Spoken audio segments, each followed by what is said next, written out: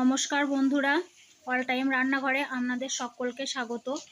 কয়েকটা রান্নার রেসিপি তো আপনাদের দেখালাম, তো আজ কোনো রান্নার রেসিপি দেখাবো না। আজ দেখাবো ফেলে দেওয়া এবং ঘরোয়া কিছু উপকরণ দিয়ে বাসন মাজার জন্য লিকুইড। আমরা তো এঁটু কাটা বাসন মাজা বা ধোয়ার জন্য দোকান থেকে সাবান বা লিকুইড কিনে নিয়ে এসে ব্যবহার করি। তো ফেলে দেওয়া জিনিস দিয়ে ঘরে যদি খুব সহজভাবে বানিয়ে নিই, তাহলে দোকান থেকে কেন কিনে আনবো, আমরা ঘরেই বানিয়ে নেব এবং সংসারে কিছু সাশ্রয়ও হবে। তো তার জন্য দেখে নিন ভালোভাবে আমি কিভাবে তৈরি করছি। আমরা তো প্রায় ভাতের সময় লেবু বা শরবতের সময় লেবু ব্যবহার করে থাকি। তো সেই লেবু খোসাগুলো তো আমরা ফেলে দিই, সেগুলো ফেলে দেব না। এখানে আমি 2-3 দিন অল্প অল্প করে জমা করে রেখেছিলাম, সেগুলো এখানে ব্যবহার করছি।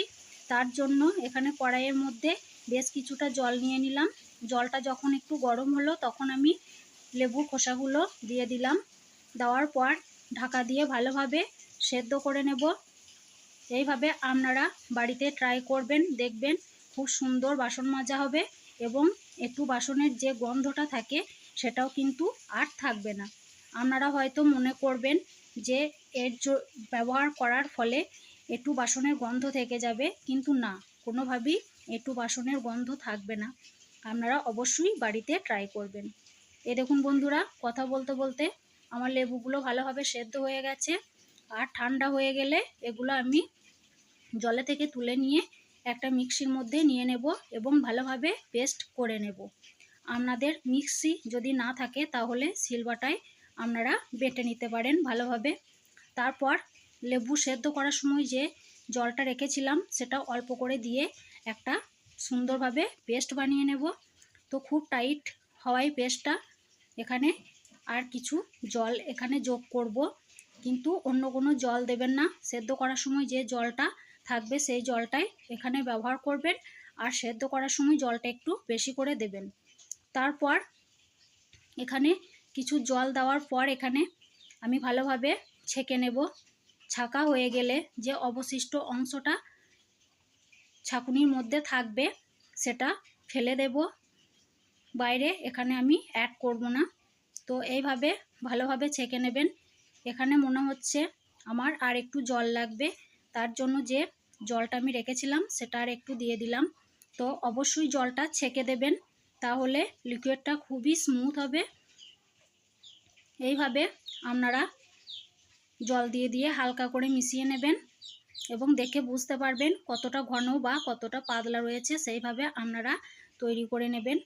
তো তারপর এখানে কিছু উপকরণ অ্যাড করব, সেগুলো একদম ঘরোয়া উপকরণ, কোনো জায়গা থেকে আমাদের কিনে আনতে হবে না।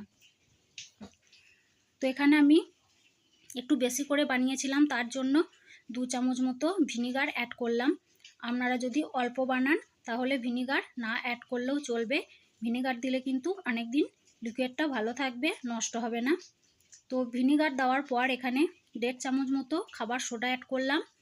খাবার সোডাটা দেওয়ার পর দেখবেন ফেনা হয়ে বুদবুদ কেটে গেছে এবং উপরের দিকে উঠে আসছে, তখন এখানে 2 চামচ মতো সার্ফ বা সাবান গুঁড়ো, আপনারা যেটা ব্যবহার করেন বাড়িতে কাপড় কাচার জন্য, সেটা 2 চামচ অ্যাড করে দেবেন। অ্যাড করার পর ভালোভাবে মিশিয়ে নেবেন। তারপর এখানে সুন্দর লাগার জন্য আমি একটু ফুড কালার অ্যাড করলাম। আপনাদের হাতের কাছে ফুড কালার না থাকলে দেবেন না, এতে কিন্তু কোনো সমস্যা নেই। আমার লিকুইডটা সুন্দর লাগে তার জন্য এখানে ব্যবহার করা হচ্ছে। তো দেওয়ার পর ভালোভাবে মিশিয়ে নেব। মেশানো হয়ে গেলেই রেডি একদম পুরোপুরিভাবে আমাদের লিকুইড বাসন মাজা। তো এটা অবশ্যই বাড়িতে তৈরি করবেন, আর ভিডিওটি ভালো লাগলে কমেন্ট বক্সে জানাবেন। তো আপনাদের তো মনে হতেই পারে এত কষ্ট করে বাড়িতে তৈরি করব, আদৌ কি বাসন মাজা হবে বা বাসন পরিষ্কার করা যাবে বা একটু বাসনের গন্ধ চলে যাবে? অবশ্যই আমি গ্যারান্টি নিয়ে বলছি, আপনারা একবার তৈরি করুন আর বাসন মেজে দেখুন, তারপর প্রমাণ নিজের হাতে পেয়ে যাবেন।